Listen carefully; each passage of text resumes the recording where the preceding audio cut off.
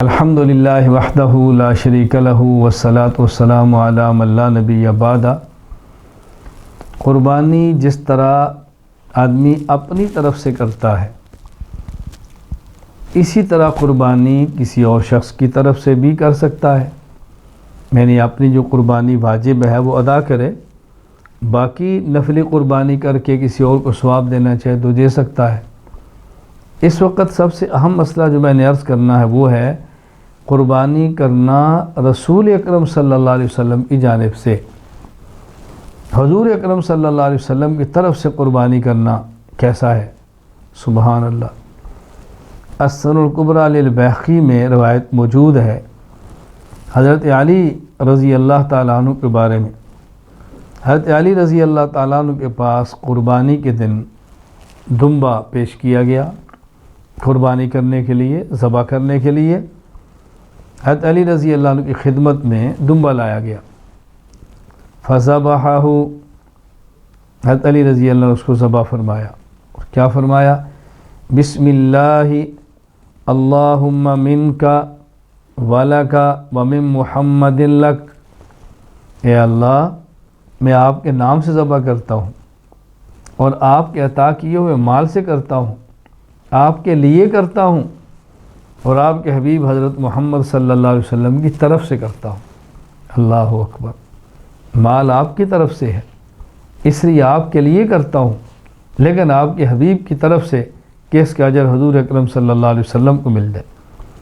ثم امر بہ فتصدق بہ، اللہ فرمایا کہ اب یہ مال ہے، یہ جانور ہے، اس کا صدقہ کر دو، گوشت تقسیم کر دو۔ سبحان اللہ۔ ثم اتی بکبش آخر فذبحہ، پھر دوسرا دمبا آپ کی خدمت میں پیش کیا، آپ نے اس کو ذبح کیا۔ کیا فرمایا؟ بسم اللہ اللہم منک ولک ومن علی لک، اے اللہ یہ جو میں جانور ذبح کر رہا ہوں آپ کے نام سے کرتا ہوں، آپ کے دیے ہوئے مال سے کرتا ہوں، آپ کے لیے کرتا ہوں اور یہ علی کی طرف سے آپ کے لیے۔ تو ایک جانور ذبح کیا تو کیا پڑھا؟ بسم اللہ اللہم منک ولک ومن محمد لک، آپ کے دیے ہوئے مال سے آپ کے لیے، آپ کے حبیب کی طرف سے آپ کے لیے۔ اور دوسرا جانور ذبح کیا، بسم اللہ اللہم منک ولک ومن علی لک، اے اللہ آپ کے نام سے ذبح کرتا ہوں، آپ کے دیے ہوئے مال سے کرتا ہوں، آپ کے لیے کرتا ہوں اور علی کی جانب سے آپ کے لیے۔ تو ایک جانور اپنی طرف سے، ایک جانور رسول اکرم صلی اللہ علیہ وسلم کی طرف سے۔ رد المختار فتاوی شامیہ میں ہے۔ اللہ اکبر۔ علامہ ابن السراج، امام زین الدین محمد بن عمر سراج الدین بن محمود شہاب الدین الرازی الحنفی، آپ کا انتقال ہوا سن 766 ہجری میں۔ آپ کا معمول کیا تھا؟ اللہ اکبر۔ کہتے ہیں وختم ابن السراج